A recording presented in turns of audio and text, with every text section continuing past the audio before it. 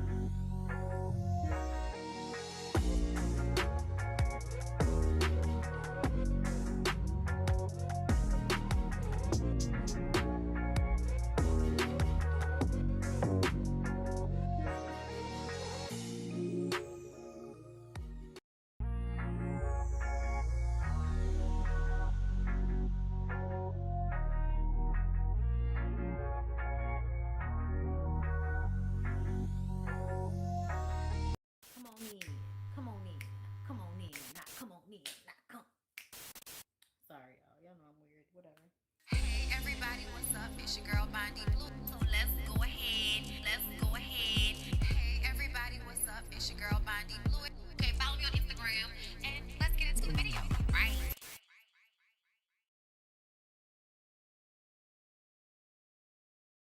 Hi everybody, what's going on, girl? Oh my God, my life is lifing.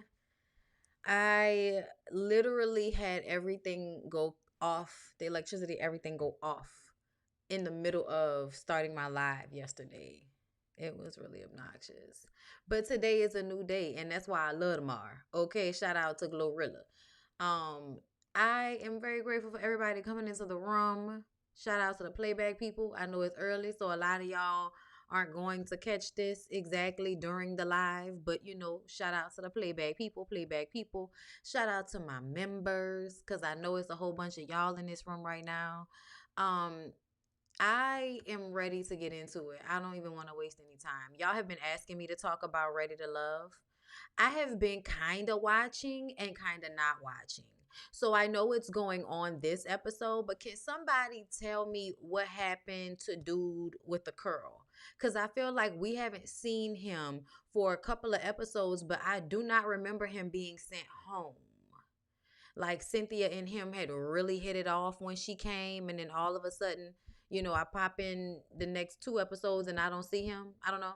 This is not everybody, but this is the main people that I'm here to talk about today from Ready to Love Miami. Okay.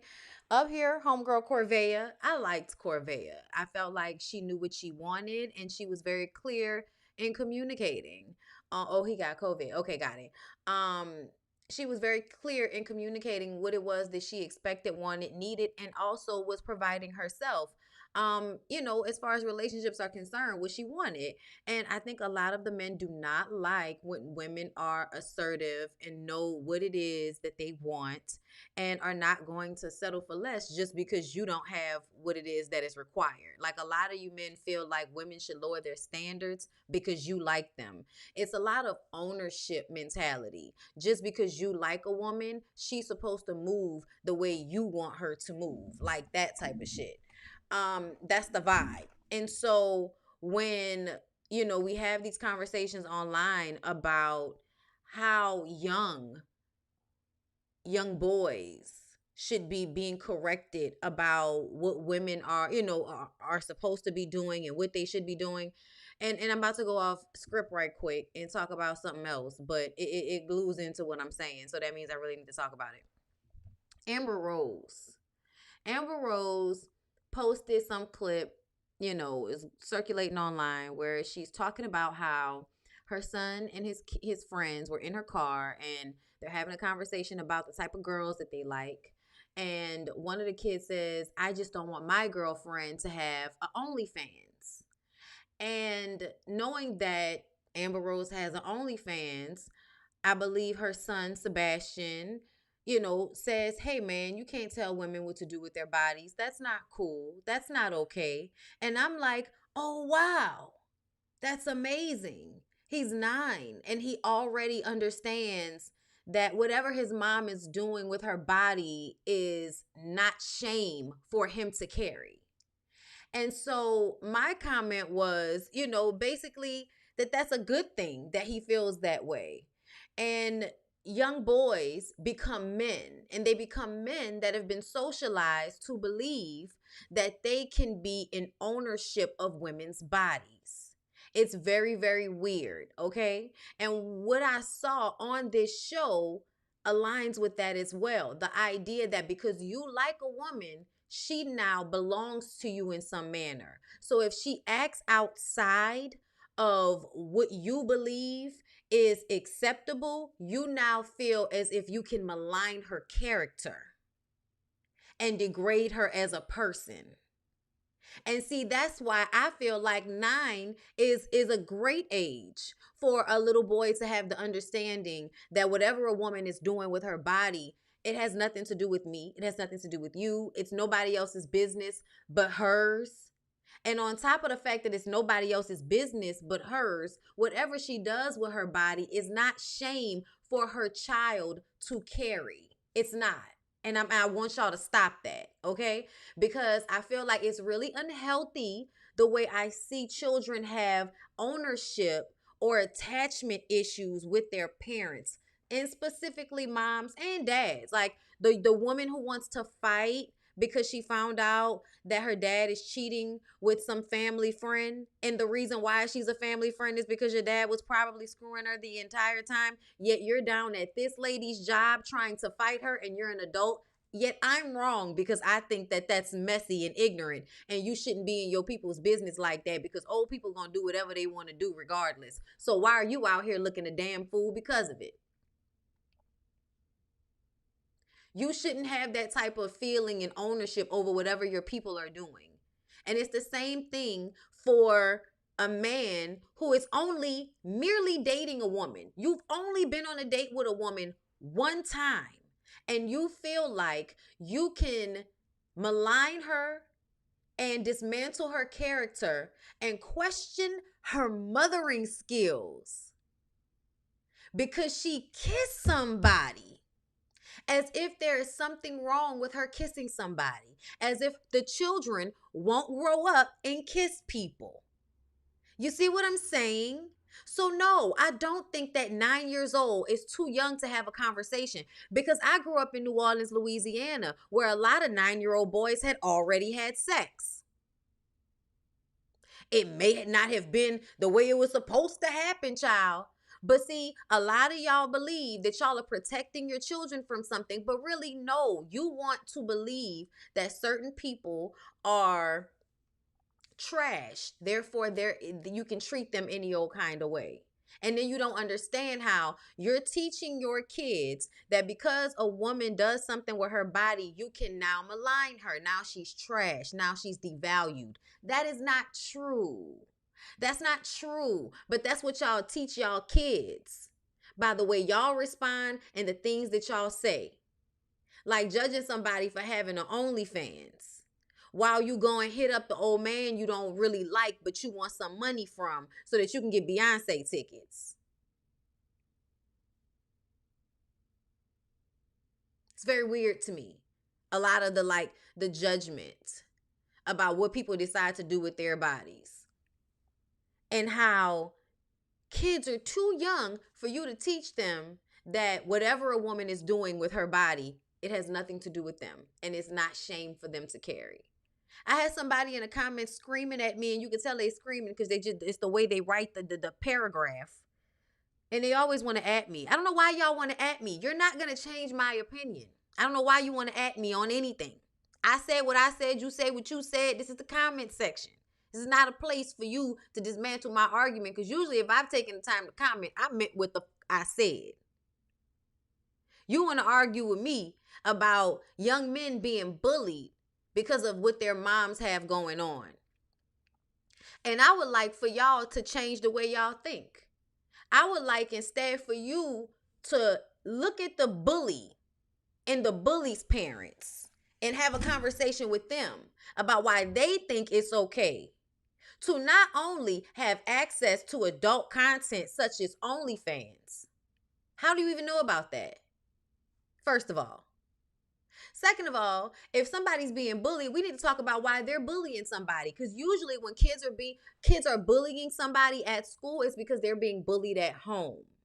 So if somebody's a bully at the school, maybe we need to check in with the bully and see what's going on with their household instead of reaffirming the shaming by putting in the comments that somehow Amber Rose is supposed to be responsible for how young boys are socialized to believe they can bully a kid because their mom is having sex or showing her body, as if people don't show their bodies and have sex anyway. Y'all malign things that everybody does, essentially, just because you know that somebody is famous for doing it. Now you want to make it all dirty and you want to have, these superiority complex conversations in the fucking comments like your mattress isn't on the floor and you aren't fucking for nothing.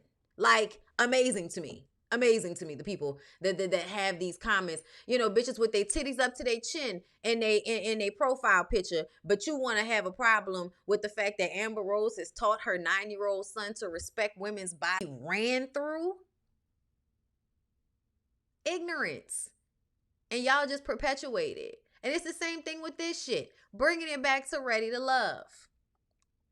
Tony's fake as Tony, homeboy, on the end over here in this row right here, homeboy all the way on the end. This is the row of most problematic thus far. Okay, these are 3 of the most problematic men on the show thus far. Blake, I've heard stories about Blake from ex-girlfriends, and I believe everything they said. It's giving he needs to go to therapy. It's giving something's wrong. It's giving he pretends to be cool and calm, but looking for an opportunity to judge a woman, to question her as if he's interrogating her, looking for an opportunity to place himself in higher regard than the person he's talking to. Don't be confused. I'm talking about the way we socialize men to feel like they have ownership over women's bodies, okay? And so what happened was there was a situation on Ready to Love where these men, specifically Demario and Blake, I was getting to that, but y'all are confused in the comments. So let me bring it back around for those of y'all that came in late. Like the video, okay? These men who are whores within themselves have been socialized since 9 years old probably to believe that if they like a girl, if they like a woman, they now have some type of ownership over her. And if she acts outside of that ownership, They now have the agency to malign her and degrade her, and now she's trash. Now she's a slut. Now she has no value. Now, if something happens to her, we can bring up how she did this, and that's why she deserved what happened to her. Does that make sense? So, like when I'm talking about Amber Rose and the people in the comments and how they were responding to what her son was saying, her son was saying that no, you can't judge a woman like that. Her son knows that at 9 years old. And people believe that that's too young for him to have the understanding that some women sell pictures of their bodies or videos of their bodies for money. I don't think so. I think if people are gonna come to your kid with some shit, they should already be prepared for it. And Amber Rose's son was already prepared for it. These men have not been socialized in that same way. The point I am making is that the very people who y'all deem the bottom of the barrel, like Amber Rose, because she uses her sexuality to get whatever she wants in life, okay, which I feel like I don't see a problem with essentially. I don't know why other people have a problem with what other people do with their vaginas. Like that has nothing to do with me. Nothing that Amber Rose has done in her life has anything to do with me with the what exemption of Kanye West making good music because they was in a relationship and me enjoying said music. But I am talking about the behavior and how if Amber Rose's son, the mindset that he has at 9 years old would have been applied to some of these men, maybe it wouldn't be so hard for them to find love. And then I brought it back to Ready to Love. And then I was getting into and setting up the issue that I'm having with the man that is Blake, the man that is Demario, and the man that is Tony. And I'm leaving the bottom row alone for now because they haven't given me enough evidence. But Mark Anthony, I don't know. I don't know. But yeah, no. I feel like there is something click wrong with Blake. Okay? I'm just going to put that out there. Tony using the Lord. I talked about Ready to Love before this season, and I told y'all that I didn't like the way that Tony used. Okay, you following me? Thank you. Okay. Tony, I didn't like the way that Tony uses the Lord to make himself seem like some good guy when essentially he's playing games with these women, making them think that he's so interested in one of them when really he's kind of giving that same energy to all of the other women. And see, what women understand is that you can't possibly feel the same about all of these women. There are levels to this shit. So essentially, you're in a process where you should be acting accordingly to how you feel about these women. That's how the men are expecting the women to react. The men are expecting, oh, if you really like me, that means that you shouldn't be kissing this guy. Right, Demario? Right?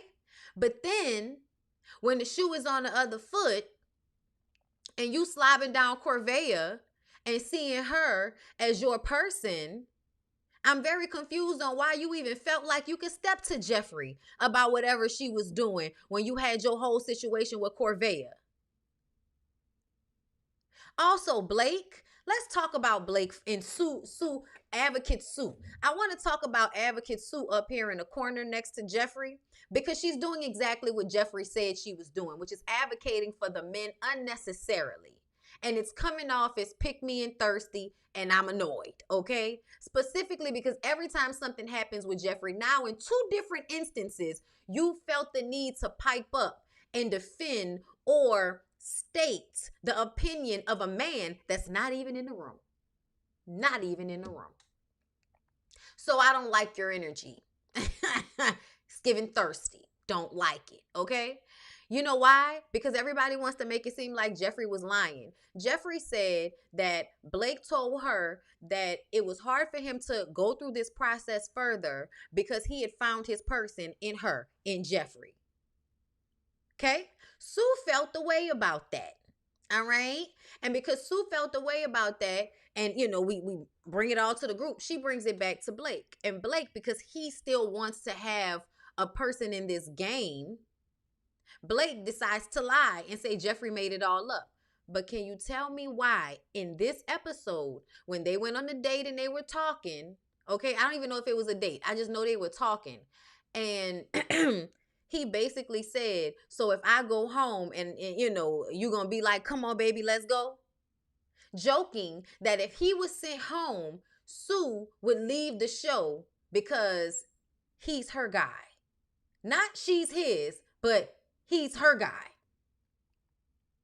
Meaning that he's not telling you that he would do that for you, but he's telling you that he expects you to do that for him. If Blake goes home, Blake is telling Sue that she needs to, wrap it up and go if she really is about him like that. Everybody missed it because it happened so quick. But I was like, so if he's joking like, and my husband called it, but if he's joking like that with you, Sue, why wouldn't you believe that Jeffrey was telling the truth when she said it? If that's exactly the same thing that he kind of, insinuated in that moment. It was weird to me. Okay? Let me read some of y'all comments. If Jeffrey was lying, he would have said it on camera when he confronted her. I agree with you, Bonnie. I'm right there with you. Tell the truth. I feel like he was gaslighting her. I feel like he was lying. I really want to go and pull an episode up right quick and see what part of because I feel like I missed when he talked to her. Did that happen on this episode? You can tell he isn't interested in Sue for real. Oh no. Oh no, he's not. Because next episode, when she first of all, bitch, you had to crane your neck too hard to kiss that man. You had to crane your neck too hard to kiss that man. He was not trying to kiss you. It feels as if he recognized that he can use you because you're a pick me. I mean, that's exactly what it is, especially on this platform. Give me a fucking break. Make me feel bad calling me pick me's. Like, you're doing, hey, no, don't look at her. She's not loyal. Pick me. I'm loyal. That's what it's giving. That's what it's giving. And he isn't responding to it. He's not. Just saying. I also feel like as much as these men, as much as they act as if they don't like women that challenge them, they really do. Because the girls that give it up so easy, they get bored with. I noticed that during this episode as well. Let me see. Yes, after they came off the boat and hung out at the Hard Rock Cafe. Okay, yeah. Jeffrey and Blake don't like each other, so they just need to stay away from each other. Yeah, I agree. He talked to Jeffrey on the boat episode before last. Okay, that's what I missed. Blake is too awkward to be attractive, honestly. He's very awkward. The haircut is terrible. Also like the stature and the way he holds his neck, like all of it is just weird. I peep that I said Sue don't see the red flags waving in her face. No, she doesn't. And it's so weird. It's so weird because she's such a beautiful woman. And she's just really not, it's not giving what's supposed to be gave. But that other chick that set up that double date was being messy. Yes, Marcia, I forgot to put her up here. I forgot to put Marcia up here. She's another thirsty one. Like, I'm sorry. But, it just be giving too much sometimes. I just want the women to chill and sit back a little bit on these men because a lot of these men, I think, are weird. Like, and when I say weird, I mean like they will show you one side of themselves and really be thinking another thing. I don't really like that. I don't really like that. So far Anthony is doing well. Cynthia likes Anthony. And Anthony likes Cynthia. She was really, ooh, you came around that corner, da da da da da da. And I was just kind of like, yeah, can we chill? Because weren't you feeling oh boy real bad with the curl too? With the S in the curl? Like, let's just chill. Just a little bit. Jeffrey and Demario meet up. She says that he was occupied. So the kiss. So they played a game and it ended with Mark Anthony. To me, it looked like Mark Anthony went in for the kiss with Jeffrey and Jeffrey kind of was apprehensive, but she did it anyway, almost like she felt pressured to. Did y'all notice it? The body language when, because in the conversation, it almost made it seem like Jeffrey chose him for the kiss. But in the body language, it seemed as if he grabbed her and she leaned back. And then when he came in to kiss her, she was like, okay. And she kissed him. But essentially, it didn't feel like she was really trying to go in for the kiss. You know what I'm saying? In my opinion. So the fact that Demario felt a way about it, and then they meet up, and they have this conversation in which he is absolutely gaslighting her. And it's one thing that a lot of you weird asses like to do is y'all like to confuse shit while y'all having the conversation. So if the woman says, why would I choose to have the kiss with you when you didn't even pay attention to me when I came in? Like, you didn't even speak to me. So why would I choose you for the kiss? You know, that's what she said. He says, well, I had saw, you know, how you was moving when you did this. And it's like, yeah, but that didn't, y'all always like to confuse the timeline of the chain of events so that you can make your reaction or the energy that you're giving off, you can make it okay. You can validate it. And that right there is annoying as fuck to me. Stop trying to confuse shit like you smart. At the end of the day, you ignored that lady because you were worried about Corvea. She had a date with Mark Anthony, and when Mark Anthony applied pressure, she received said pressure. This is a dating show. And now you're sitting at a table with terrible posture asking this grown-ass woman what her children would think if they saw her kiss that man. I'm like, as if to her kids, you and Mark Anthony are somehow different. So if she would have kissed you, it would have been fine and her kids wouldn't have felt away. And that's why I said that, y'all. That's why I started this conversation off with Amber Rose. Whatever women do with their bodies is like sexually, romantically, it is not shame for their children to carry. And just because we live in a society where y'all feel like y'all can constantly slut shame women about whatever they decide to do while ignoring the way that men slut around, it does not mean that people need to continue to raise their children with that messed up ass mindset that y'all have all grown to now have. To the point where Demario really thought he can malign and degrade that woman in such a manner, asking her what her kids would think of her. How dare you? How dare you?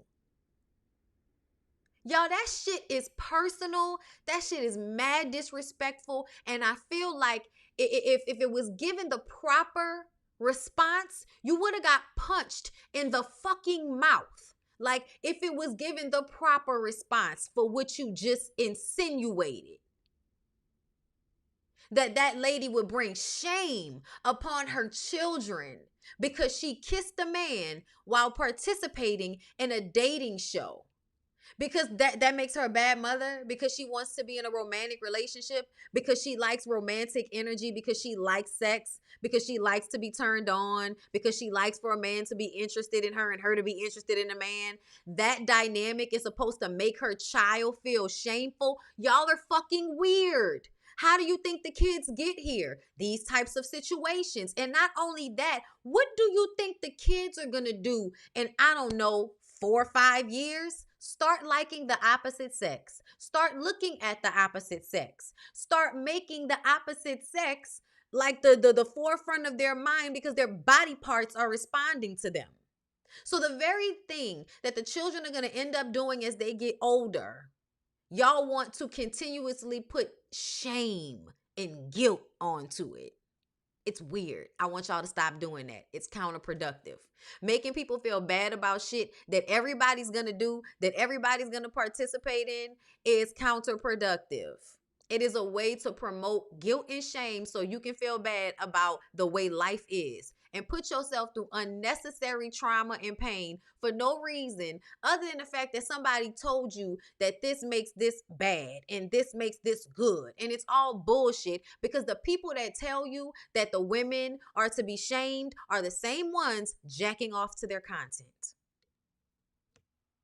See how that's stupid? You want to kiss her, but you also want to be able to shame her about being kissed by somebody that's not you. Instead of just saying, you know what a real man does? Let me tell you what a real man does. And I say this because I'm saying a real man, but a lot of y'all are real men, but I'm going to just say emotionally responsible person. Somebody that really know how to talk to a woman. That's what I'm going to say. Someone that knows how to talk to a woman. That's what I'm going to say. You know what he would have said when he talked to her? Jeffrey, I'm going to keep it a buck with you. I'm feeling away a little bit because when you kissed Mark Anthony, I felt away. And I know I need to check myself and all of that, but that made me feel like I'm feeling you a little bit more than I thought I was. So I need to process those feelings, but I just want you to know that I'm feeling you and I intend to apply pressure. And then see how it goes from there because you still were interested in her. How about you try using the feeling and being honest to make her feel good about herself? Because that's gonna make a woman feel, oh shit, he got jealous. He was feeling me. All right, he was feeling me. The nigga munch. But whatever. Okay? It still makes a woman feel good. And you were getting out how you felt. You talked to her, you said how you felt to her. You know what I'm saying? I'm gonna process my feelings or whatever, but I'm just letting you know I'll apply pressure going forward. Okay? And please, if you could not kiss niggas in front of me, I won't kiss no women in front of you. Okay? Because that hurt. Okay? Like there's a conversation that could have been had that could have ended with this woman going on another date with you instead of you devaluing her, degrading her, and maligning her character on television and then calling her in private, trying to see if you can make it right. See how my way would have worked better? Okay? And I ain't trying to control you or nothing. You know what I'm saying? But it's just a suggestion. You not make the person feel bad about themselves because you want them. These dudes lack maturity. And you know why they lack maturity? Because nobody expects them to be mature. Everybody has the same fucked up attitude about women.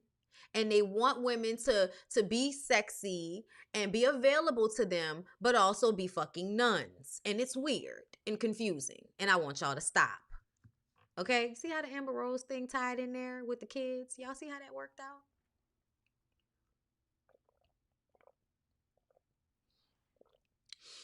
I'm glad he went home.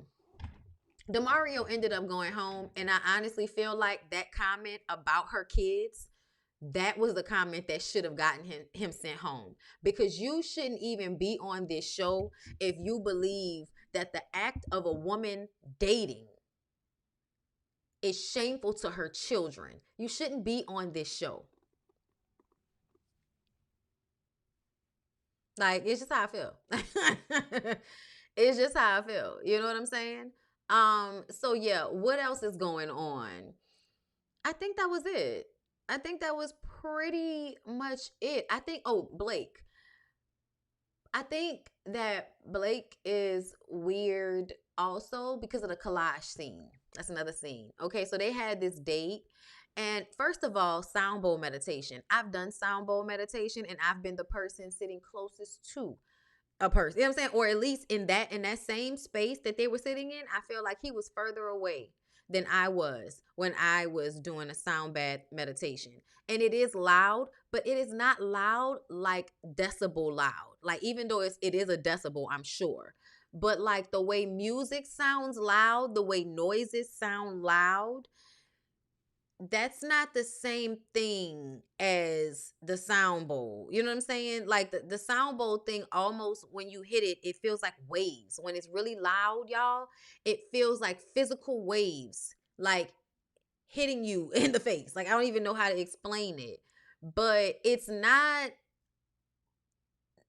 the way he expressed it or explained it. And if you notice, he was the only person that didn't have his eyes closed. It was very weird to watch him barely blink during the sound bath.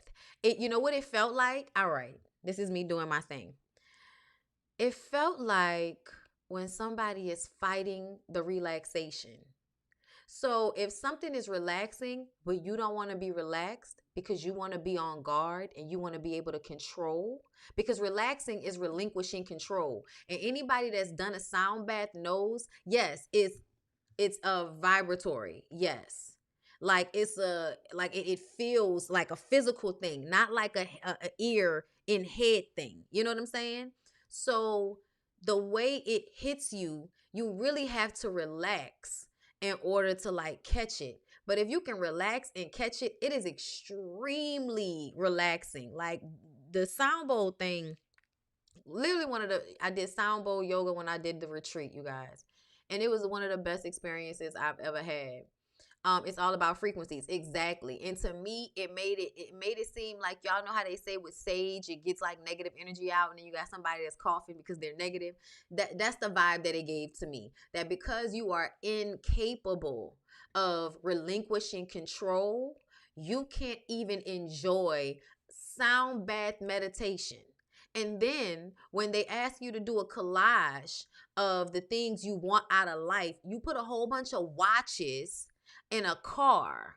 And then when Jeffrey says it seems materialistic, you say, well, no, you missed the whole point. She didn't miss anything. And that's another thing I can't stand. When men don't realize that they're showing themselves and a woman clocks what they're showing, but they don't want the woman to be right, so they act as if she's wrong or misunderstanding something. If y'all don't know how I had a situation happen just like this, where you're sitting here trying to act as if I'm confused about something. I'm not confused about anything. You have a collage of watches of, this is not about time. This is about materialistic things. And then when you think about what you said, he said time is the most valuable thing because you can use, and not only did he say use, he said you can take advantage. I didn't like that wording. You can take advantage of said time in order to get what you want. So to me, yeah, it's military, FBI. So what that sounds like is I wake up at 4 o'clock in the morning and I work out and then I get all my work done and then I have this like, amazing life. I'm unhappy. I'm unhappy. I'm not a happy person. I'm not a happy camper. I probably am a negative person on the inside. But I have to do these things in order for me to feel valuable, because I have to have certain things in order for me to feel valuable.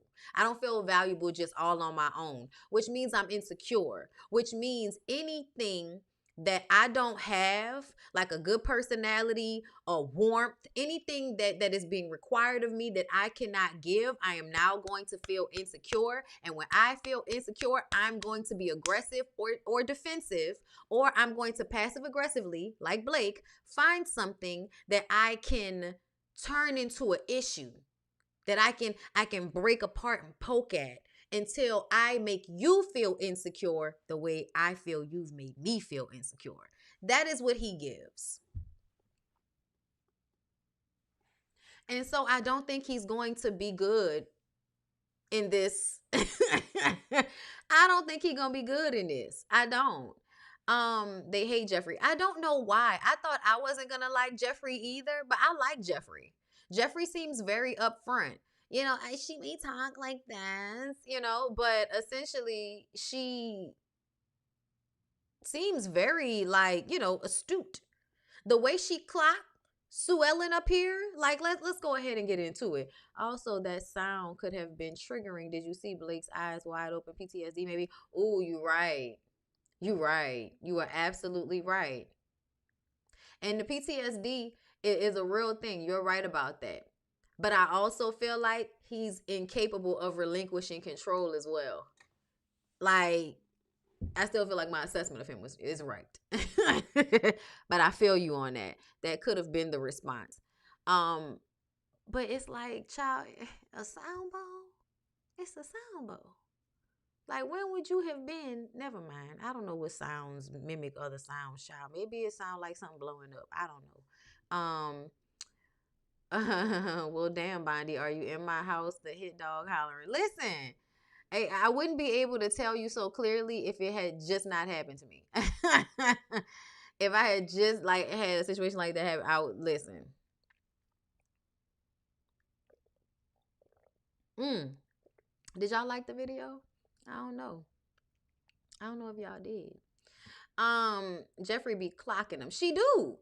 So let's get into the women's lounge, okay? So this is when Jeffrey says Mario texted her asking if they could resolve after they had their last date. He said they had something special. Sue-Ann says, but you did say that you guys had something special. And she says, yes. Yes, but I kept the same energy with him, and he didn't keep the same energy with me. That's how I felt then. That's not how I feel now after our last date. But you seem to be an advocate for the men, Sue-Ann. Okay? Advocate Sue is what we started to call her. Sue-Ann says, it's giving obsessed. I don't know why Jeffrey's always talking about him. It's giving obsessed. They discuss Blake being weird and looking for an opportunity to attack the women. Sue-Ann, where you at with that? Because more of the women are now seeing that something ain't quite right about Blake. Can't put their finger on it, as Jonique said. Because Jonique went on a date with him. And I believe that they prejudge Jonique and think that she's like the young ghetto girl because of the way she, because of her energy. Like, it is what it is. And she, in essence, is that. That doesn't mean that that's all she is. But they peep that, and then they feel like she's beneath them. Even though Jonique is very impressive on paper. You know what I'm saying? And when I say on paper, y'all know what I mean. On her own businesses, does well for herself. You know what I'm saying? Takes care of her own shit. Not asking anybody for anything. A resource. Very resourceful young woman, at a young age. So for me, it gives that when they went on their date, as soon as he assessed how she's younger, he then decided that he was going to deem her as immature or too young. When really, essentially, I feel like you're immature. You don't even know how to have conversations with people. Every time Blake is talking to somebody, it's either in the energy of interrogation or like he's trying to make that person prove something to him. It's very weird the way he has conversations. I don't even know like another word to use. I want to find another peculiar. Okay, it's peculiar. Journey to Jasmine, you on point tip all the time. I find you loving the awakened psychological breakdown. Thank you. Thank you. Like, I'm trying, y'all. I'm trying. It's where I'm at with it, okay? I'm glad Demario got sent home, okay? So with that being said, will I be here next week for Ready to Love, girl? I do not know because they make my head hurt. Y'all like the video because we're moving on to Love and Marriage DC. I did put out a short 6-minute video with my first thoughts already on YouTube, and that's what was put out. And I saw that like it seemed as if maybe y'all didn't see it. I don't know. But either way, I was like, if y'all want to have this live conversation about it too, girl, we can. I'm going to get off of here after this one. And then I'm going to come back to do Love and Hip Hop Family Reunion to wrap up the season. And we can talk about the last 2 episodes of that because, obviously I'll find a way to have an opinion about that shit too, girl. And, if I can today, I'll do a BondyBlue show for my members only. So y'all make sure y'all like the video. Okay, so let me see.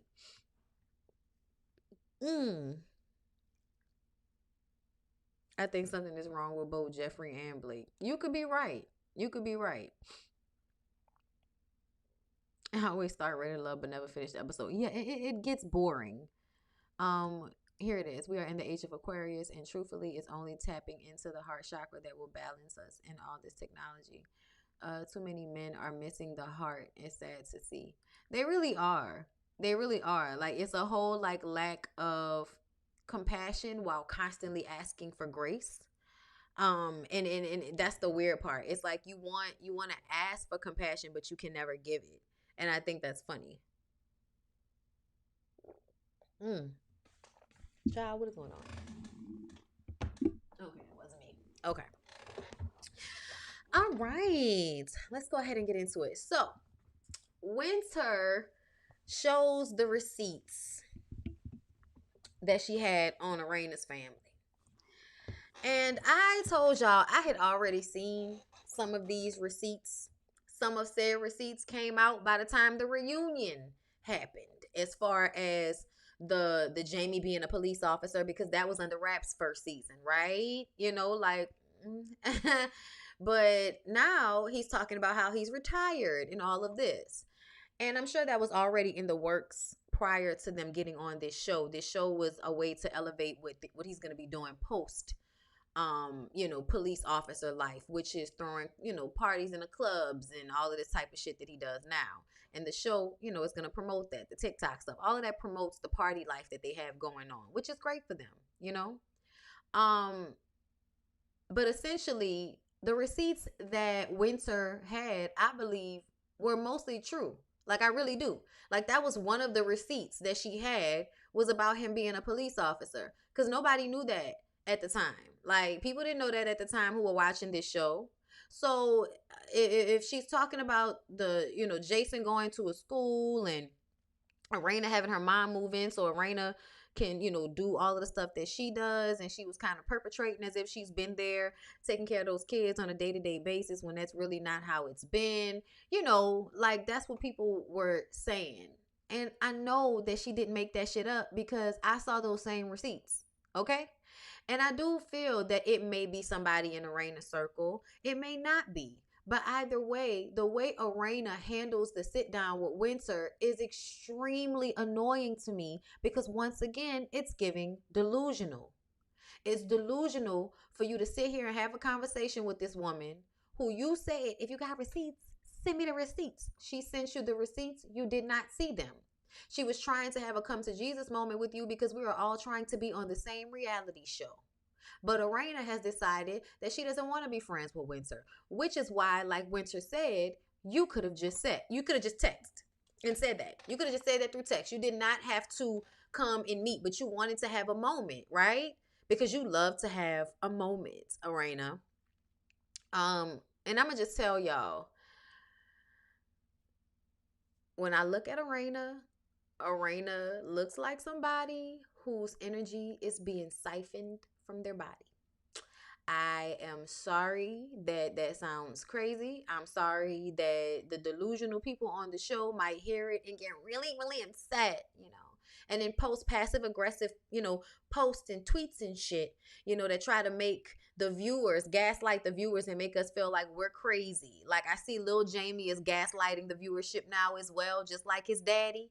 After y'all get on this fucking show and show y'all entire, asses and what's going on in y'all family life, and people respond to it because they know it, because they've been through it, a lot of them, and then y'all get y'all asses online and pretend like everybody is, oh, y'all over exaggerating, everybody doing too much and all of this shit. I was just like, child, you saw Eva name in the message she showed. Eva who, girl? I missed it. I missed that part. But either way, I still feel like the way Arena looked at Winter, like Winter was the one that made this shit up.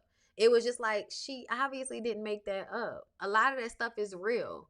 And I also feel like with everything Winter had going on, I don't think Winter looked up any of that shit. I think people sent that to her because they saw how y'all were treating her on the show. It's the same thing that happens on Love and Marriage Huntsville.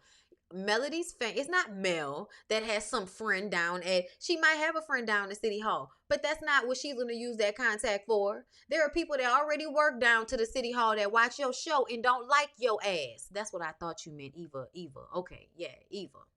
Oh, all right.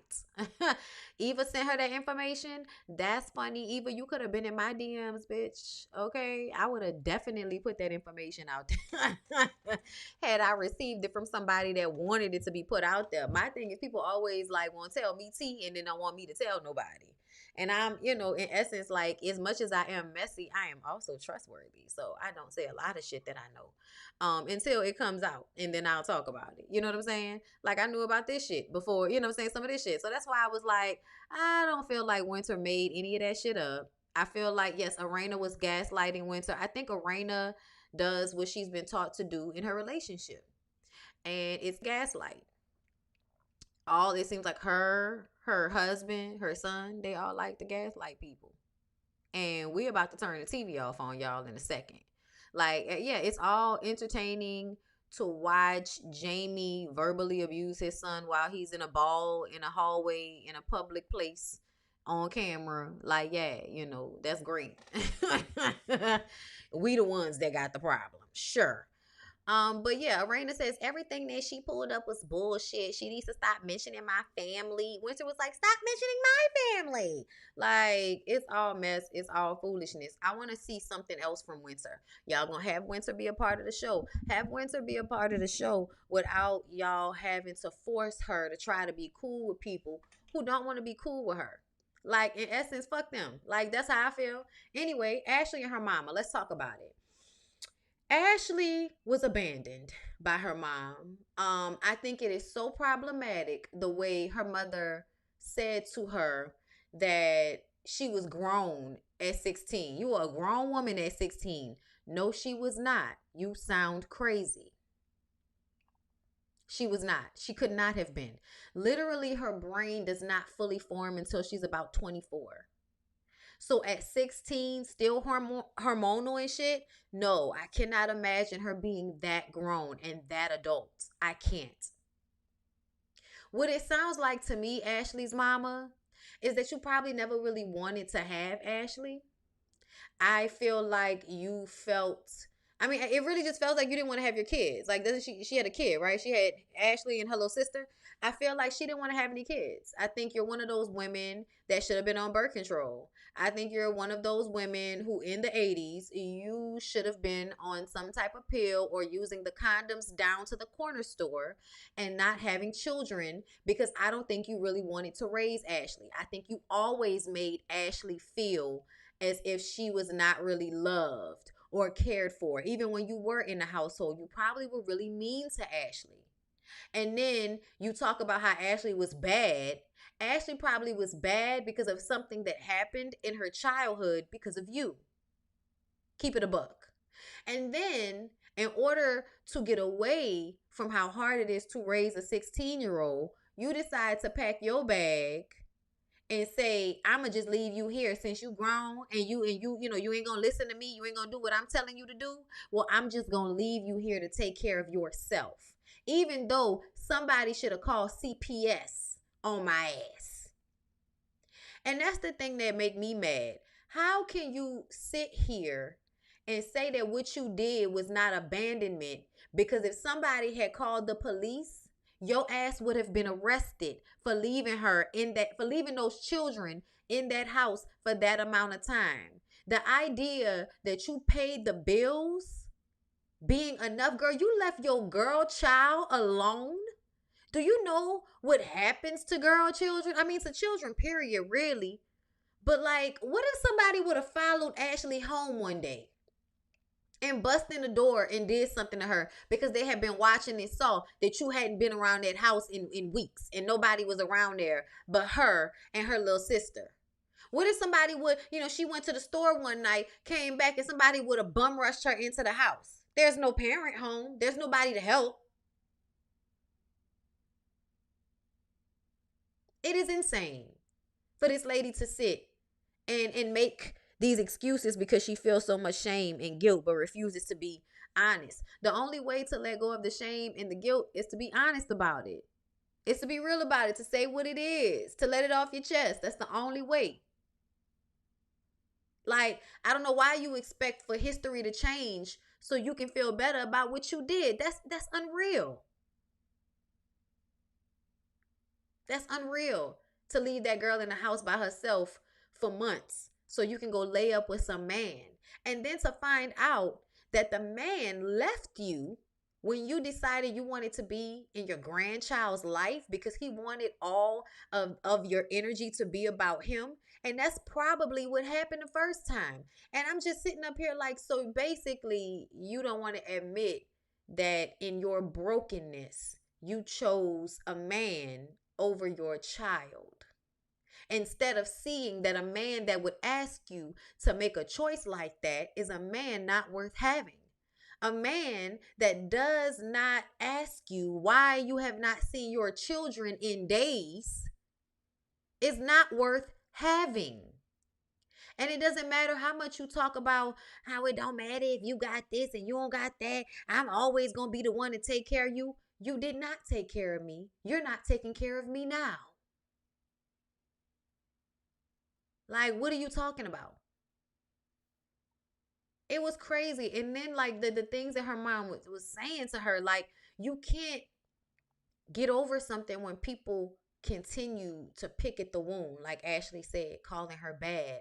That lady coming there talking about her book, and she gonna tell her, I don't need no book to tell me how to be accountable. Oh, you don't? What y'all old folks call the Bible? Like, the way she was like, you were a bad kid. It's clear she wasn't mentally equipped to handle regular teenage emotions. So she convinced herself Ashley was grown to run off with a man. Yeah. Instead of just admitting that you weren't capable. It sounded like she was probably on drugs too. I don't know, child, but it absolutely felt like she was drugged on that man. Leave your damn children behind to go and be with a man. Crazy as hell. Crazy as hell. No wonder Ashley is a brick wall. Everybody that got issues with their mama in one way or another becomes a brick wall. And the funny part about it is, Ashley mama, you probably resent Ashley and the grandbaby now, even though it probably set in with you by the time Ashley had her baby. It set in with you the mistake you had made by leaving her in order to be with this man, and you felt like you weren't going to make that mistake again. So you decided to, go ahead and let him leave you and focus on being a grandmother to your grandbaby. To me, it sounds like you made a decision based on the fact that you know that you were wrong, yet you are still telling Ashley that you didn't abandon her. When it's obvious you know you did, because you had to make a different decision this time around, which is why that nigga left you. When honestly, the person that you probably are more upset with is yourself. Because how could you allow somebody that is so unworthy to take you from your child? That ruined your relationship with Ashley. Ashley don't even call her mama. I don't even know what the lady name is, but I know when she walked through the door, she said the lady name.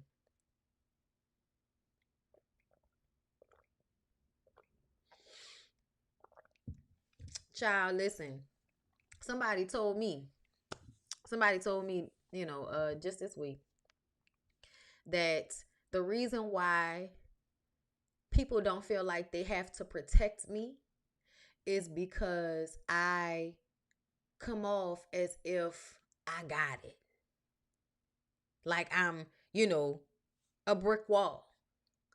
And I was just kind of like, so you mean to tell me, because I have been, heavily abused in my life, I know how to handle high stress situations and I won't be punked.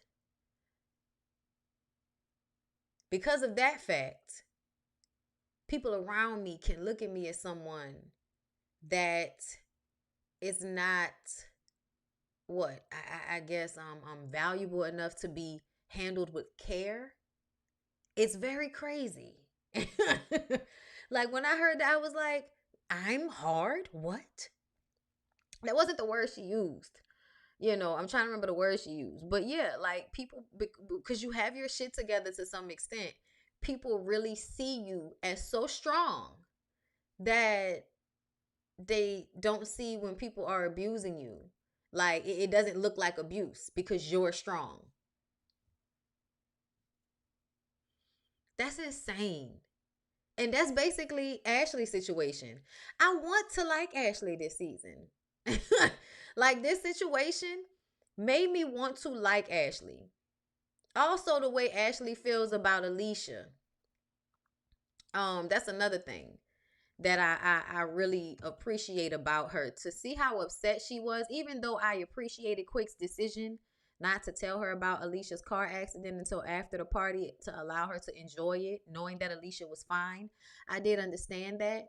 But I did understand her frustration and feeling like I don't like the fact that you allowed me to party while my friend, who I care about very much, was in the hospital. I don't want to party like that to be. And you don't know because none of your friends are real. I swear when they be mad, Stephanie for the super chat, Bondy, you are appreciative today. I usually when I have a hard time, I come to y'all, with the sermon. and life been lifing. Is that a Gemini thing? Because I struggle with that too. Literally just had a cry session about that. I don't know. I don't know if it's a Gemini thing. I don't think so. I think it's just like a strong woman thing. Like it's very, why do I have to fall to pieces? Like why? Why do I have to, oh my God, in order for you to see me? Like that's insane to me.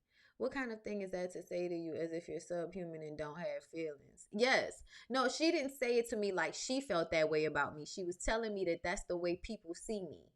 So when I'm expecting certain things from people and they treat me carelessly, even though they recognize how valuable I am, they do that because in some way I look bigger to them than they feel.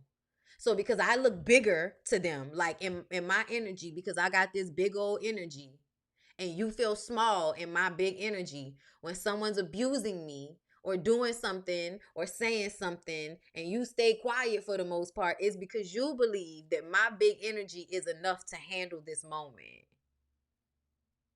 It's crazy. It's crazy. Um and then when you fall to pieces, you're sensitive. Oh yeah. Oh yeah, that's one of my favorite things. You're overreacting.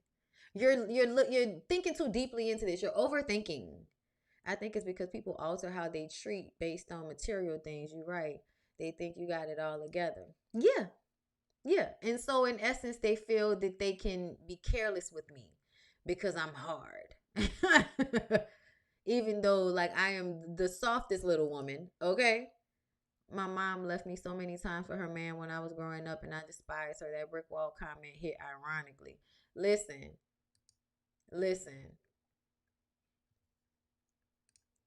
I'm a Sag and I still be wanting a hug or something. I shouldn't have to break down for you to comfort me. All strong people don't have to beg for love. And that's how it feels. And that's how it feels. Like you have to beg for the comfort that you're asking for. I caught the mama low key snitched on herself, saying whether I was here or next door, I took care of you. So, ma'am, you were aware you weren't always home, but you don't want to give it abandonment? Yes. Yes. She knows that. When she called Ashley a grown woman, she was telling on herself. Because she wasn't grown. But you tell yourself that so you can make it okay what you did. People treat me the same for the most part. That's trash. It is. In my experience, your circle has to have the same energy or very secure about themselves. You know, Dion, it's funny when you're trying to find that circle because people show you a version of themselves that they want you to see. I notice a lot of the times that people will show me the version of themselves that they want me to see and conceal another version of themselves very often. And it's becoming it's becoming a thing now for me to notice, like, because I feel like essentially you're not supposed to, you don't need you need to know everything about everybody, but there's a part of um being a friend sometimes to people when you are an open person where you can feel them being closed off, but you feel like it's just because you're open and you're different, and you are, but essentially they recognize that they're closed off too. It's not that they don't recognize it, they're doing it on purpose because they don't want you to see a certain side of them. And that starts to get really painful when you recognize it. And I've just started to recognize how I've had people in my whole life, like very triggering experiences over and over again, replicating the same thing, that people can show me one side and then out in front of people show another side. You know what I'm saying? Or around certain people, they switch up. And then everybody acts like I'm the one that switches up. And really, I keep the same fucking energy across the board. It's just a matter of whether I'm going to tell you or I'm going to sit on it and think about how I feel, because I'm good for that. Okay. I can't lie. I saw a snicker when she said you don't have real friends. Like, damn it. No, I did too. She cut deep on that. You don't have real friends. Because they wouldn't have let him wear that suit he was wearing in the confessional. Even though Ashley mama was trash, she still don't have to be a mean girl. That's not cute. No, she doesn't. It doesn't excuse her behavior, but it does explain it. Bondi, let me know I'm saying this is more than therapy in some aspects. Validation. Thank you. Thank you. Thank you for connecting. Okay? Because it makes it feel worth it to go through some of the things I go through, because sometimes I feel like those things are what give me the vocabulary to say things to y'all in a way that y'all can relate to it. So if it made you feel good and you connected with it, then it makes me feel like it was worth it to go through the fucked up experience. Okay. It is so hard for parents to be accountable for their actions when we were kids, which is why I make sure when I mess up with my son, I apologize and take accountability. And in essence, Sierra, you will teach him to do that himself, and he will be an adult one day that doesn't have a problem saying, "I'm sorry, my bad. Okay, I did this. And that's another thing. Stop apologizing if you don't want to explain why you apologize. I had a moment, I had a moment last year with a friend that had done something made me feel away. And she apologized. And in the moment when she apologized to me, I had the feeling that she apologizing, but she not telling you why she apologized. So whatever you are about to like let go of in this moment, she's gonna do it again. And I was right. I was right.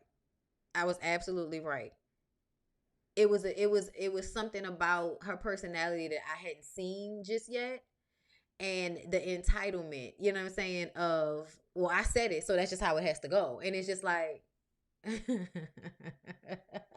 no, not with me. I'm learning that everyone is not my safe space and pretend to fool with me when in essence they don't care at all. Uh-huh. Yeah. Especially when, I hate to say it like this, but when you me.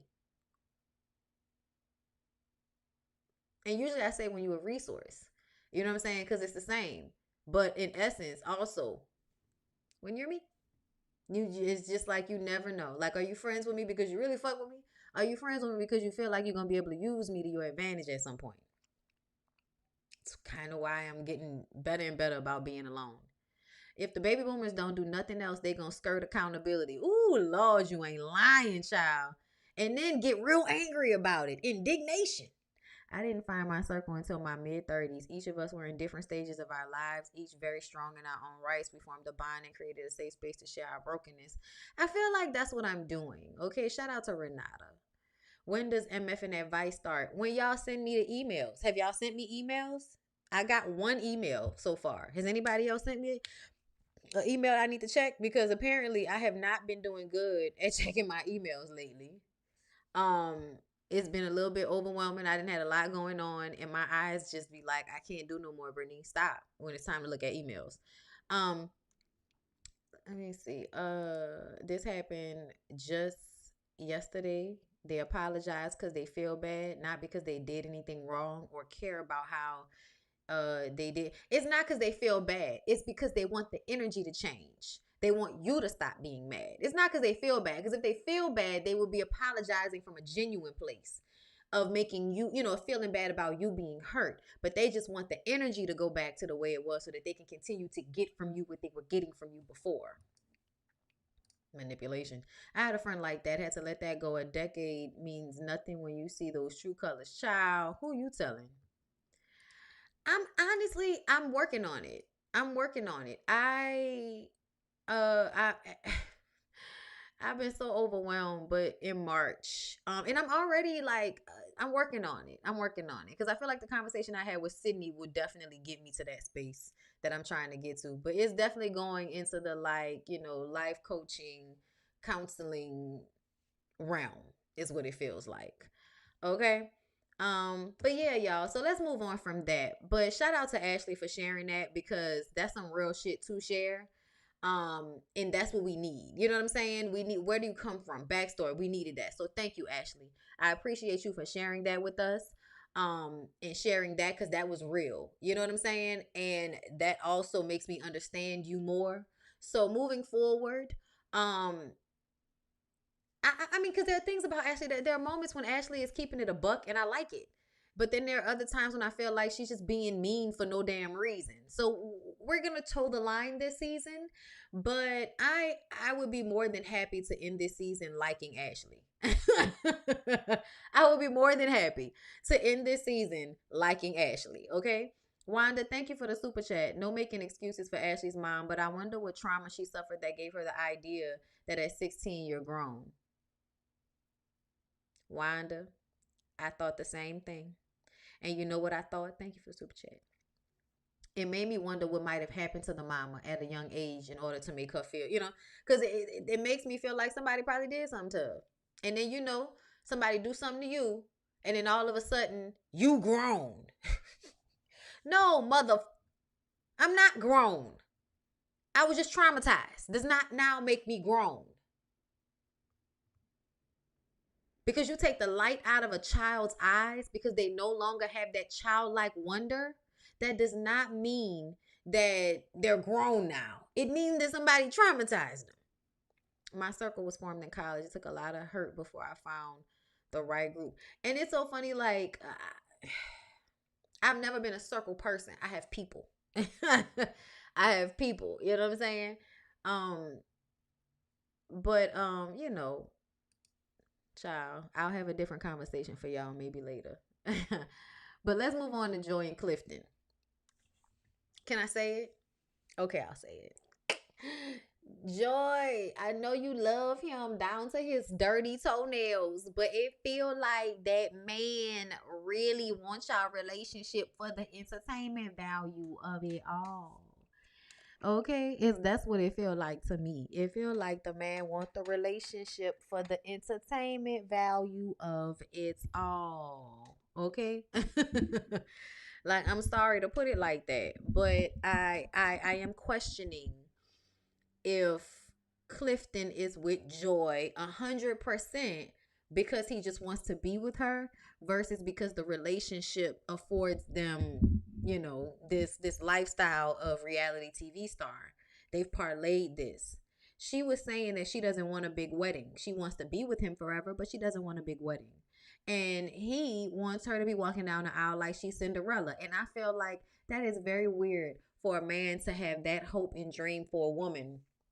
But at the same time, has Clifton been married before? Did they have a big wedding the first time? Doesn't he have 3 kids? Doesn't he have like a baby that's like, it's just a lot of shit that makes me feel like Clifton wasn't really trying to marry anybody before, but now he's with Joy and he's trying to push this fairy tale bullshit. And I feel like it's for the show. It's for like further access to reality TV life and being at premiere parties and access. That's what it's about. And it's not exactly, Clifton is on his third marriage. Okay. So he's been married several times. So he does like to get married. So that reinforces the idea even more. So why do you need to have a big wedding again if you've already done this 3 times? That tells me that you probably, first of all, are living in la la land about the way you view marriage. So Joy, I don't know if you've pinpointed the issue he had in his previous relationships, but I would like to know. I would like to know why the previous relationships didn't work out. You know why? Because I feel like it's probably going to be just a little glimpse into your future. Like, it's not just that he wants to have this wedding on, like that might make him stay with you long term. The fact that you have decided to be in this fairy tale relationship on reality TV, but in essence, I wonder what's really happening because we're not really living in a fairy tale. So y'all are gonna have issues at some point that are gonna show themselves. We haven't seen them yet. He's working on a beard oil. What else does he do for a living? But a lot of the relationships that y'all have from Ready to Love, when y'all make it, a lot of y'all, and it's not I'm not gonna say a lot, but a few of y'all, the relationships seem like relationships y'all did to spite the public or to garner more attention from the public versus being with somebody because you truly fuck with them. Oh, Joy would be his third marriage. Okay.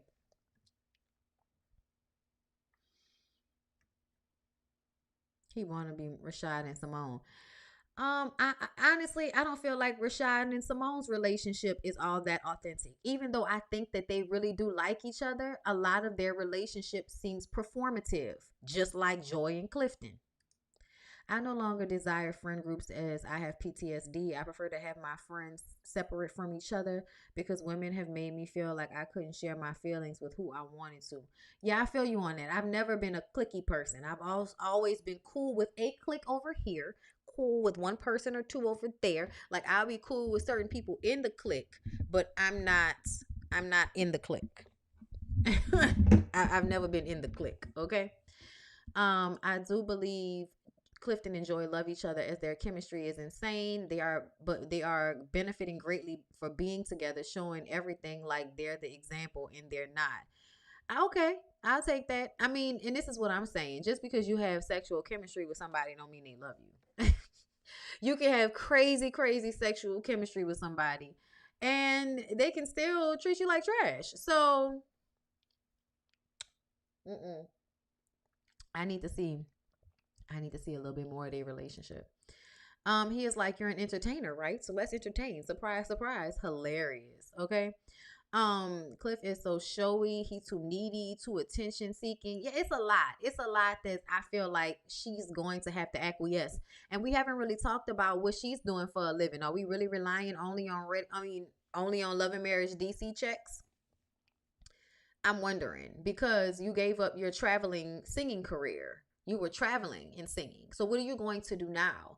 Like I feel like it's crazy to get to this age and give up your passion and your career for a relationship with a man who might really be being with you more so because y'all are getting attention versus being with you because he really, is into you for who you are, And I hope that's not what it is, but it's just hella performative. I think it's performative on the show. They probably do love each other, but it's given trying to perform back black love. Yes. All facts. Sex don't equal love. It does not. Clifton is real touchy and friendly with this girl on his Instagram. She's always around. Ooh, girl, don't do that on here. Don't tell me that Clifton got a little friend to the side that seemed like a slide. Don't do it. Don't do it to us, okay? Right, Bondy. Did she quit? What she had going on to be with him on this show? I do not know, but I need these questions answered, honey. Okay, Jamie. Jamie is retired and now he is encroaching on Arena's everything. They were starting it out like he was encroaching on her morning run. And then she was talking about how she hasn't been able to get any work done since he's been home, which I do understand. When Lyric comes home early from work, it fucks up the whole schedule for the day. It's like, okay, so now you're here. Um, and not even on purpose. So I'm not gonna give it too much heat on that. But I just think it's funny. I also thought it was funny.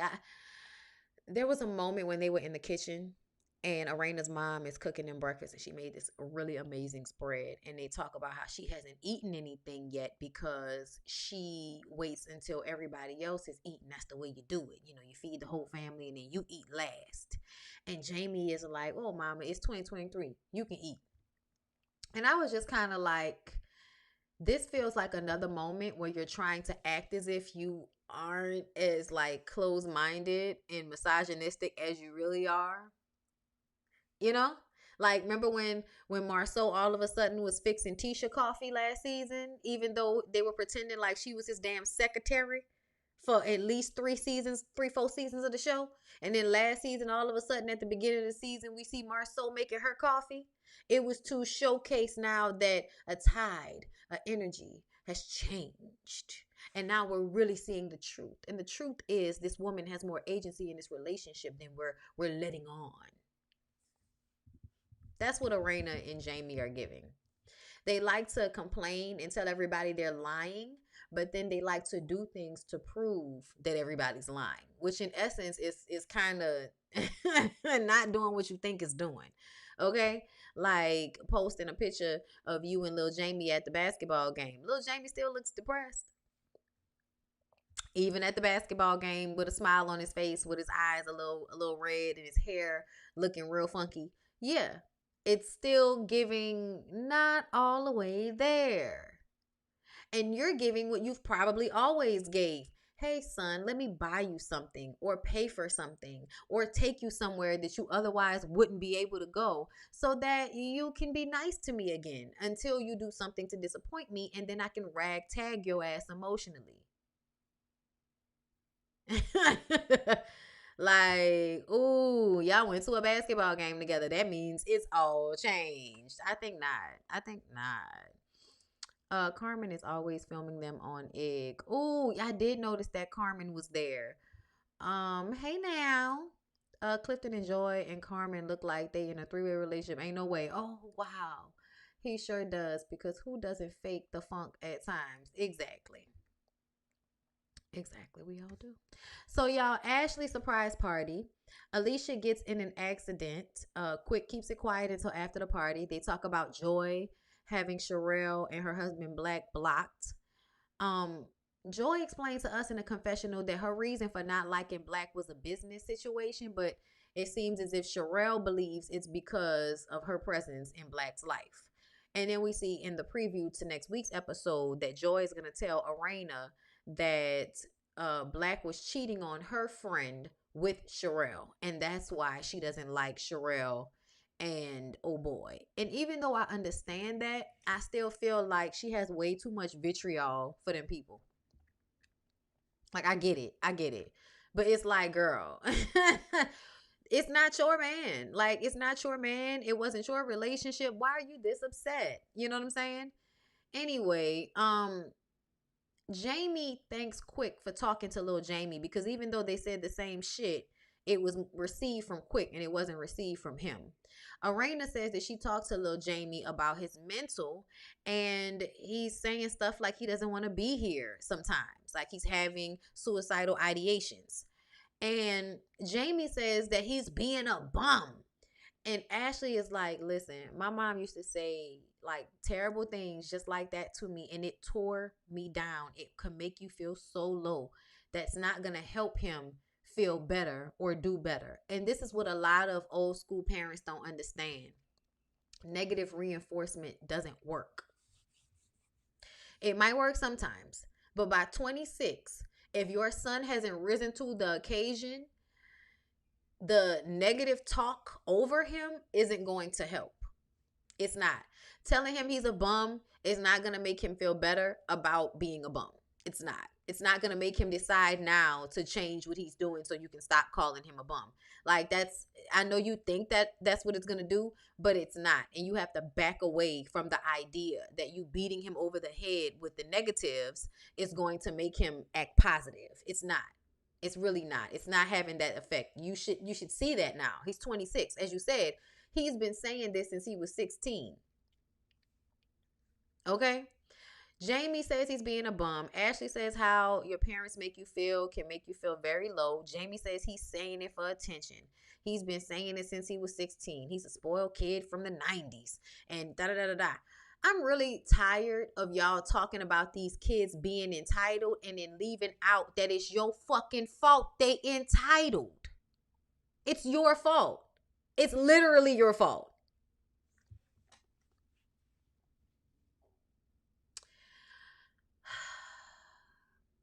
I know somebody that's entitled right now that has an attitude that if it don't go their way, even at their big fucking 40 some odd age, they can have a complete meltdown, temper tantrum, and everybody should just be okay with it.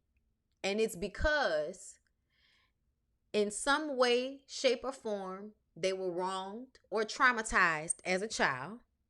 And thereafter, the parent has to keep trying to make up for what they fucked up on doing. So they put money on it.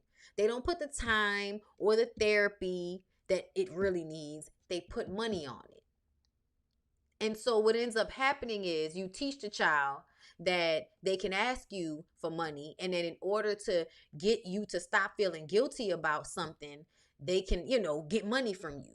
That's what you taught them. So you taught them that it wasn't more important for us to deal with the issues or to give you what you really need. What's really important is that I throw this money on the issue so you can just shut up and be okay. Okay? So now that little Jamie is an adult, you're talking about he's entitled, but you made him that way because you probably gave him things and access to make up for your absence. And I'm not saying it like they grew up in two-parent household, absolutely, but somebody that works a lot, everybody grew up in two-parent households. Y'all know that there's always one or two parents that are always at work. And in order to offset for what they cannot do, what they have not been able to do, they might just buy you gifts and get you the things that you want to make you happy and forget about the nurturing and the actual emotional support that you need. And what happens is kids need emotional support. When you don't give them the emotional support, by the time they become adults, they don't know how to self-soothe. They don't know how to support themselves emotionally, because you didn't show them how to do it as a kid and you didn't give it to them. So now that they're an adult, they can't handle their emotions, which means they can't handle their shit in life. They can't keep a job. They can't do the things that they need to do in order to be successful because they can't control their emotions. You didn't teach them how. And then you gave them money and gifts. So now I can't keep my shit together. I can't control my emotions. But I know I can come and ask you for money because that's what you were always doing, giving me money or buying me gifts, equating love as a transactional thing. And now you're sitting here mad about the kid that you had in the 90s being spoiled and entitled. You made him that way. Not every kid, but a lot of people don't realize that when they over gift, or when they don't take verbal accountability or emotional accountability for something, and instead they pour money on it, it teaches their kid that they are a source that I can get money from. I can manipulate your emotions for money, because when I was a kid, you showed me that you feeling bad about the way you've wronged me could end up with me getting a gift. Hello. And then take it to the next level. Arena. There's a part of me that believes Arena is one of those women that has an addiction to the abusive relationship. And I had this conversation with my friend because, like, we've been talking about BDSM a lot. And one of the things that subs, like about the punishment is the aftercare. So you don't like that you're being punished for something. Because in BDSM, there are rules. If you do something that's outside of the rule, then you get punished for it. Y'all have seen 50 Shades of Grey. Y'all understand what I mean. You get whipped. The pain of getting whipped is not a turn on. It doesn't make you want to have sex that somebody is causing you physical harm. But what you do know is after they finish physically harming you, they're going to care for you with all of this tenderness. And then you might get fucked. And then you get fucked in the spirit of, I'm sorry for what I did, which feels different than regular sex. And some people get high off the feeling of apology sex, shameful sex, sex that, in the moment is so emotionally enthralled because you've done things beforehand to make it an emotional thing. I think Arena is one of those people that is addicted to her relationship and the humiliation that Jamie can sometimes put her through, because there are moments that nobody sees when he is so tender and cleans it up. Cleans it up, cleans it up, cleans it up. And then she gets to feel like, look how she's sitting there now. She gets to feel like that after he's done the damage. He's now come and fixed it and made it all better, and now we can go back to pretending like everything's okay, because I've got my fix, he's got his fix, and now we're good. That's a lot of the times. That's a lot, and people don't realize that that's what they're doing. That's why I'm fascinated by BDSM so much, because I think the things that people are acting out in sex in these scenes that they actually talk about ahead of time are showcasing how people are kind of going through these same cycles in their relationships and don't realize that that's what they're doing, and that's why they're doing it, because a part of them likes or is comfortable in the harm, in the trauma of it. So that's what I picked up off Arena in some respect. Let me see what y'all are saying. Okay, the fact that Jamie lacks this type of compassion for his own junior and was a police says a lot about the emotional intelligence a lot of these officers lack. To add power to that is so dangerous. It is. Which is why I don't like the fact that he's online every week, either being passive aggressive and acting like he's laughing at some shit or threatening people online. It's just kind of like, don't get on a show like this if you can't handle that. People are going to have shit to say that comes with the territory. Jamie is a toxic father. He's blaming his son for him spoiling him. That don't make no sense. It don't. Oh, Dad, you broke it down, Bondy. I believe this to be true, sadly. I do too. I believe that there is a type of personality of woman that finds comfort in having a man that can take care of you, but that also is volatile. Because if he can wrap you up real good after the volatileness, you can get like a drug addiction off of it, first of all. But then also, what that means is that whenever somebody else comes in y'all shit, like Winter, he can bite they fucking head off. And you like that energy. You like that man will act out and do all of this crazy shit on your behalf instead of handling it in a way that's more conducive to everybody going home alive. You know what I'm saying? But you like that about him. And in essence, you like, you know, how it all plays out, what that means in this society for you to be with a brute, you know?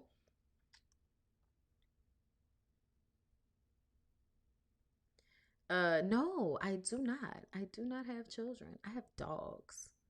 And I remember what it was like to be somebody's kid.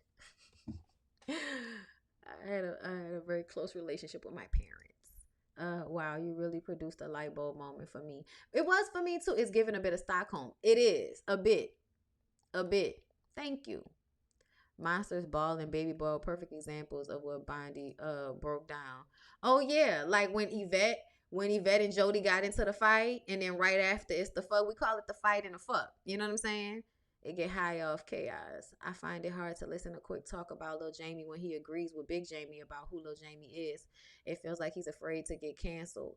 I feel like Quick totally switched up this episode when Ashley was trying to appeal to Jamie and tell him how you can absolutely want to commit suicide for real and it really not be about attention. You think about it often the way she did. She said, I thought about it a lot when I was a kid until one day I tried it. And what you don't realize is the shit, it don't happen until it happens, So Quick is now trying to have fake emotional intelligence about this situation. But, just last episode, you was calling oh boy a bad kid. And now all of a sudden you're trying to act emotionally sound. What I notice about Quick is one of those men that is like easily manipulated. So if everybody is telling him to have a toxic mindset, he's going to have a toxic mindset until Ashley impresses upon him that it's more important and, and conducive for his life for him to go along with what she's saying. And then he's henpecked, you know? And I don't even like to say that, but it does feel like in essence, you only act like you have sense when you're scared Ashley's going to withhold from you in some respect.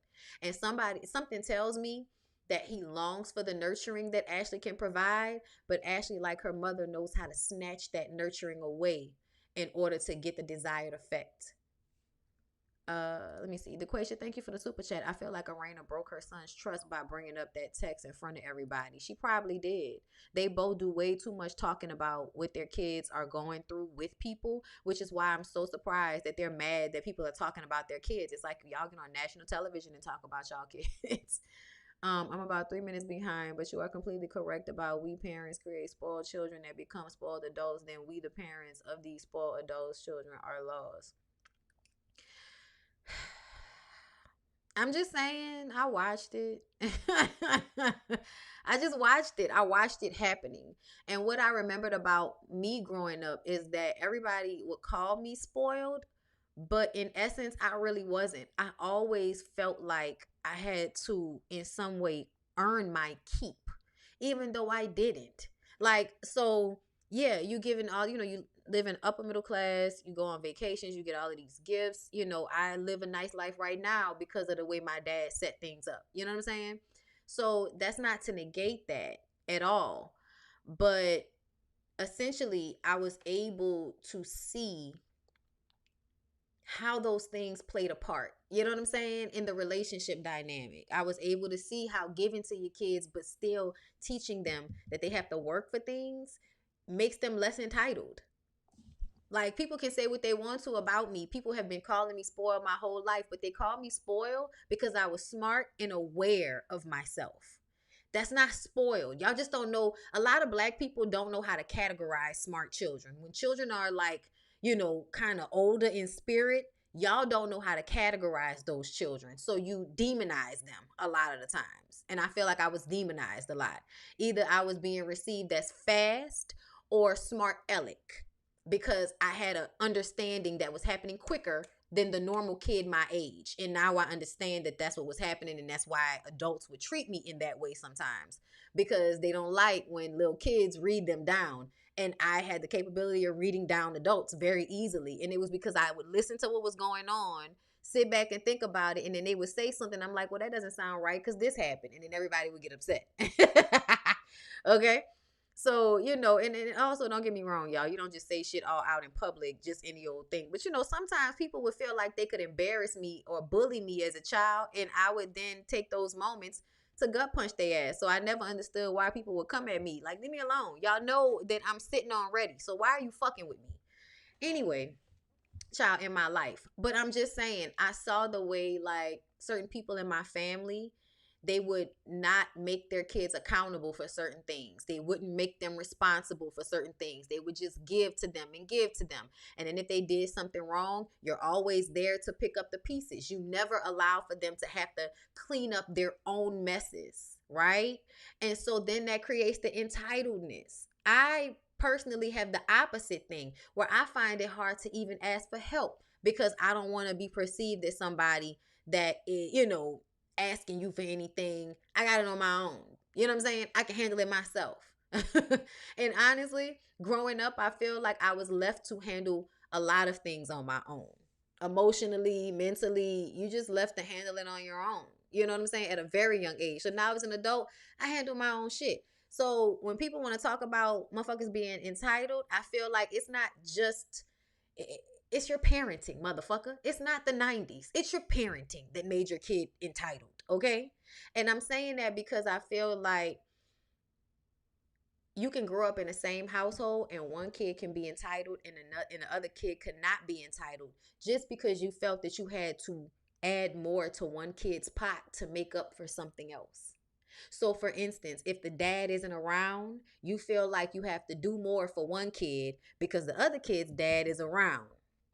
So you don't have to do as much for this kid. This kid got to work for the shit they get because their dad is around. So they don't get looked at as the one that's in lack.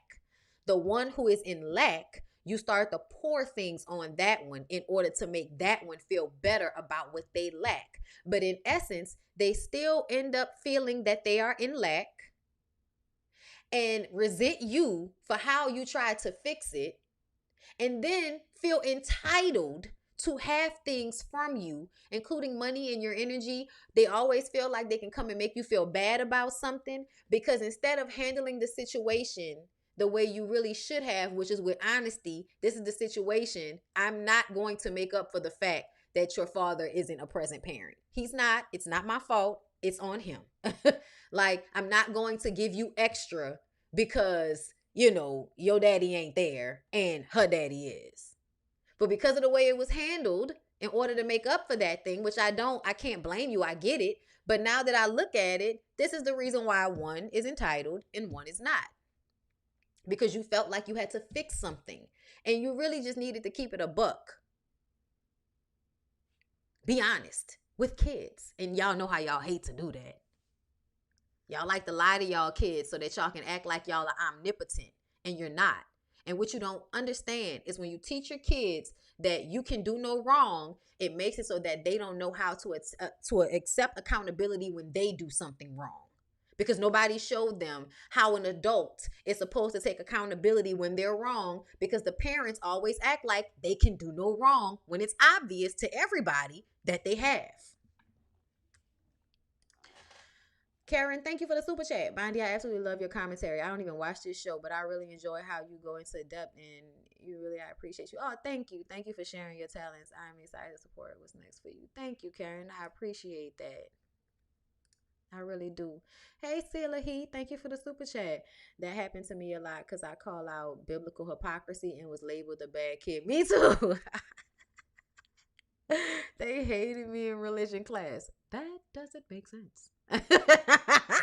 Like, you can't teach me science in school and then have, religion class and shit, and then tell me that we've all came from the same two human beings, and I'm looking at all of these different, girl, what?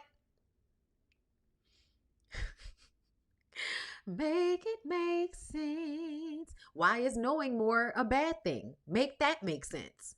Like, if anybody breaks down the Adam and Eve story, in essence, the tree of knowledge, they never told you what the fruit was. They said it was the tree of knowledge. God put the tree of knowledge in the Garden of Eden and told you not to eat from the tree of knowledge. Y'all, how dumb is that?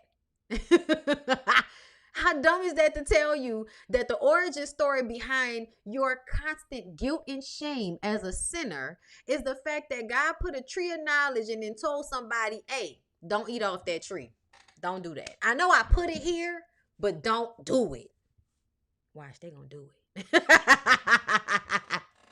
Like, that's just so stupid. That shit don't make no sense. And now we're blaming women for it all. We're blaming women for it. And we don't understand why there's this underlying aggression and negativity towards mothers and women and in the divine feminine period. It's because in the religion that most of y'all, believe in, the woman is the reason why of all your guilt and shame. She's the reason because she ate from the tree of knowledge. Now, let me ask you, in 2023, when has it ever been in your best interest to have less information? When has it ever been in your best interest to know less about your situation? So basically, from the beginning, they've been telling y'all, hey, stop asking questions. Don't ask for knowledge. Just trust what we telling you. That's the beginning of the shit. The beginning of it is telling you not to ask for further information. And everything in real life tells you that that is not smart. But somehow you go along with it because somebody told you to. Thank you for the super chat. Collection plate donation for this sermon. Listen, I'm glad that y'all receiving it this way. If y'all knew how these last couple of days have been for me, this is feeling very releasing for me. So thank you. Child, it's crazy. Did y'all see that video this morning? Because I'm done with this. But did y'all see that video this morning of whoever that guy was saying that he was delivered? We had another person online telling us that they was delivered. And they decided that they're not going to be homosexuals no more. I don't know who that was, but I saw that shit and I was just kind of like, poor baby. Poor baby. All of that guilt and shame that you can just let go of because it's really all in your mind. And in other people's minds too, but fuck them. Because they got their own guilt and shame walking around inside their body. Which is why I never liked the way that y'all use the Bible and all of that shit to go at people. Because essentially most of the people that do that have done way more fucked up shit. And they have way more fucked up shit in their closet. But they want to, go at the baby because the baby like boys. And what I mean is, it'll be grown church people making you feel like you a demon after, Mr. Churchman been fucking on 16-year-old girls in the church for I don't know how long, and he won't have a conversation with the 16-year-old boy about how he going to hell because he like boys. You see what I'm saying? Or the women that have now found God after years of popping that pussy for checks. Okay? And now you want to, call the young girls fast tail and tell them that they asked for what they got and all of this shit. Hypocrisy. It's all hypocrisy. Everybody be going along with it. Just going along with it. Homosexuality is the least of the world's problems. Child, in my opinion, from what I understand, it was because they ate from the tree of knowledge and the tree of life, they will become godlike. Thank you for the super chat. Thank you, Selahi. From what I understand, it was because they ate from the tree. Yeah, that's what I said. And the tree of life, they will become godlike. Whew. I don't know. I don't know how you can become godlike from eating from a tree. To me, I think the more you know about yourself, the more knowledge you have of yourself and the way that aligns with the reality that you live in and that coincides with other people's general reality. The more you know about yourself in the setting in which you are in, the more you know about yourself, period. The more knowledge you have about yourself as a person, I feel like that's the closer you get to God, in my opinion. In my opinion. Godlike is when you really know who you are. And I think that it takes a lot of lifetimes for people to get to that point. That spiritual evolution is something that happens over lifetimes, not in one. I remember one time I was like, I feel like I got 3 more lives. And then I think I'll have reached my spiritual precipice evolution, heaven mind thing, 3 more lives maybe. And what that means is the Lord ain't done with me yet. Okay, Karen, thank you for another one. Collection plate and future donation for the upcoming Wendy Smarter Than Calvin Williams video because, baby, I can't wait for the BBS. Thank you. Yes, we're going to do that BBS. But let me go. I'll come back at 12:30 so that we can do Love and Hip Hop Family Reunion. And then I'll see how I feel about that. Okay? Come on now, religion should, and not even religion. I don't even like religion. I think spirituality is more important. Spirituality should be about finding yourself, not judging others. Exactly. But I'll talk to y'all about it later. We'll be back. Like the video, and hopefully I'll see y'all for Love and Hip Hop Family Reunion. All right, bye.